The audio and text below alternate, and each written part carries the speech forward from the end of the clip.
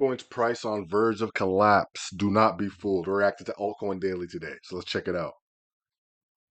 How high the inflation can get, what's going to happen, how much civil unrest. I mean, what we could see is I've been on record saying I think Bitcoin's going to 250,000 to a million. Bitcoin is slowly consolidating back upwards, coming off the lows of around $49,000. Long before Trump or any of these rumors or whatever else, it's solely predicated on we're likely to see the greatest asset bull market in the history of bull markets. And although, as of today, we've seen 3 consecutive days of outflows from the US Bitcoin ETFs, we understand that accumulation of this finite asset is global. Australia's Bitcoin ETF keeps stacking, also new. Over 110 businesses are now building on Bitcoin in Africa.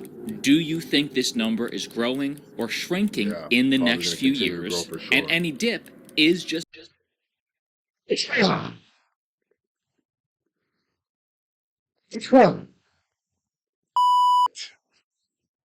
Can I get Oh, bless me. Okay. Let's get back into the video. Sorry about that.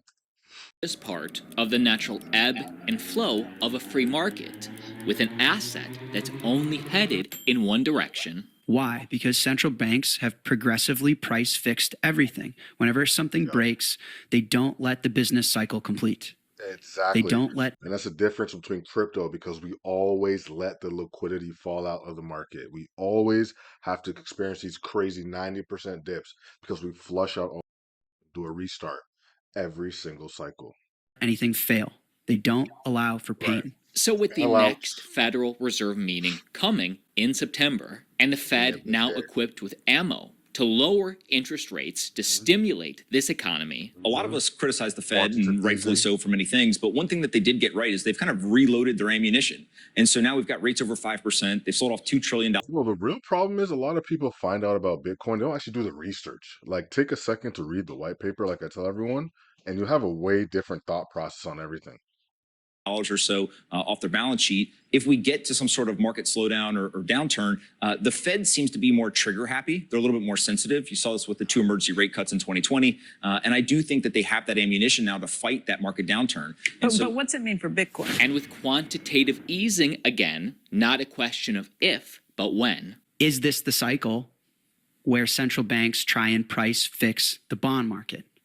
If it is, the quantity of money printing is astronomical. You're going to get 2, 3, 4, 5 COVIDs worth of printing. Now let's talk about altcoins like Caspa, like Solana, the latest in crypto gaming, and more. But first, just to cover all bases, so you have all the information as a crypto investor, until quantitative easing starts, until the Fed rate cuts kick in, what are some actual events that could break us out from this sideways consolidation summer? I think there's 3 main things that will break us out. First is time. You know, people are away for the summer. We kind of go sideways historically over the summer. When people come back, they sit in front of their computers and they start buying assets. And so I think that Bitcoin will be a, beneficiary of that action. The second thing, obviously, is a Fed cut. As cheap capital comes into the market, you should see some of that capital flowing into risk assets like Bitcoin for people on Wall Street, and you'll see price kind of break out.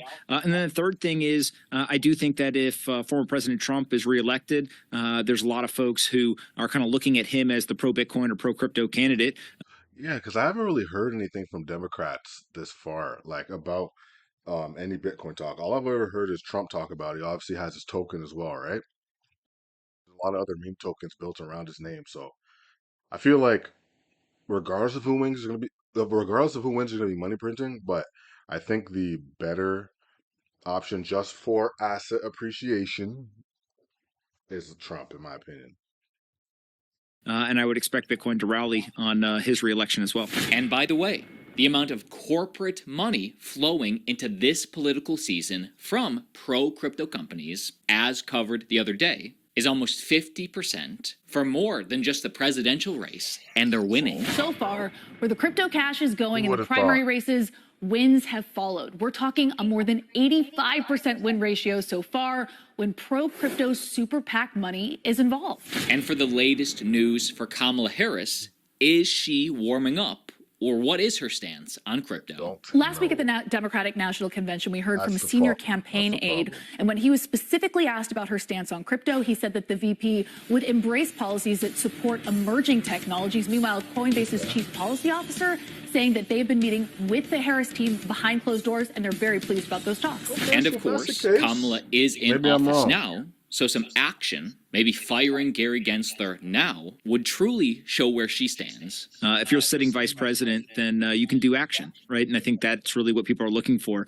And so if people believe that the current administration has been abrasive towards the industry, I think the most powerful thing that Vice President Harris could do is to start to take actions to support the industry, show rather than tell. And I think the same would be true if it was a Republican in office. And many of you are...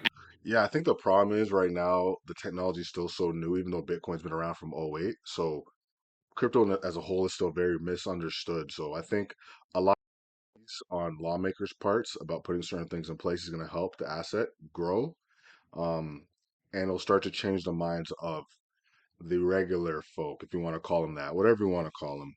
They'll start to switch their tune on it pretty soon. Asking me what's next for Solana. The mainstream media refuses to cover this. I will throw this video a like if you appreciate. The internet is a new approach to global finance.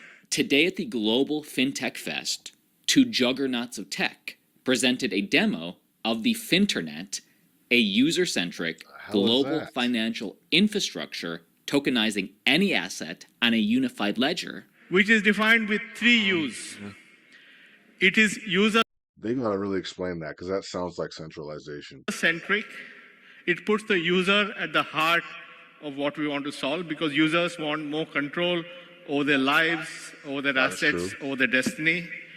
It has to be unified, which means that it should cut across all asset classes. It could be shares, it could be bonds, it could be deposits, it could be paintings, it could be horses, doesn't matter. All kinds of asset classes should all come together. And you need an universal infrastructure on which all of this works. All on Solana. And so in this case, I'm transferring 2,000 rupees. I authenticate in real time, 2,000 rupees has been transferred. And this playground is completely open sourced. You can see in this case, we integrated with one ledger, which was Solana. Also, if you like Avalanche, you'll love this. We have the latest stats for... Buddy, what have I been saying this whole time? What have I been saying? I just made a video about launchpads, talking about Avalanche. Go and check it out.